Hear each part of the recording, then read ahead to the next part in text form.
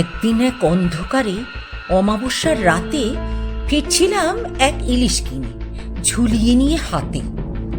নধরকান্তি ইলিশখানা টাটকা এবং তাজা, জমবে দারুণ খিচুড়ি আর সঙ্গে ইলিশ ভাজা। কয়েক পেটে ঝোলে খাবো, কয়েক পেটে ঝাল, লেজা মুড়ো চচ্চড়ি আর কাঁটা দিয়ে ডাল, সর্ষে বাটা দিয়ে আহা খাবো কয়েক পেটি। ভাবতে ভাবতে ইলিশ নিয়ে বাড়ির দিকে হাঁটি। রাত বাড়ছে, অমাবস্যার ঘুটঘুটে আঁধার, নিশি ডাকছে দূরের থেকে, শব্দ নেই কোয়ার। হঠাৎ শুনি অন্ধকারে নাকিশোরের কান্না। ও মা, ও মা, ইলিশ খাবো, শুটকি মাছ ভাল না। মা বলছে, আহা বাছা, ভাবনা কিসে আর, ওই তো যাচ্ছে ইলিশ নিয়ে, মটকে দে ওর ঘাড়।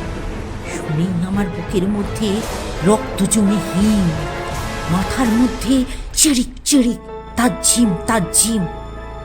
শেষকালে আজ ভূতের হাতে প্রাণটা যাবে নাকি? প্রাণ যায় যাক, শক্ত হাটে ইলিশ ধরে থাকি। হঠাৎ দেখি ইলিশ মাছে একটু একটু টান, সারা শরীর শিউরে ওঠে, রাম রাম রাম রাম টানছে, এবং শুনতে পাচ্ছি কচি ভূতের কথা।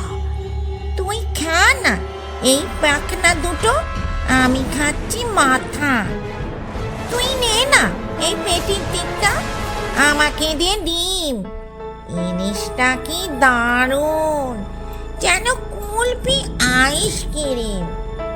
রাম রাম রাম বলতে বলতে হাঁটা তো নয় ছোটা, সারা শরীর দিয়ে আমার ঝরছে ঘামের ফোঁটা।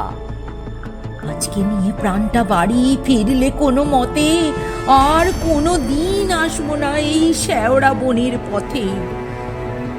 ওই তো বাড়ি যাচ্ছে দেখা, দূরের থেকে আলো যে পড়েছে, ভূতেরা সব কোথায় পালিয়ে গেল।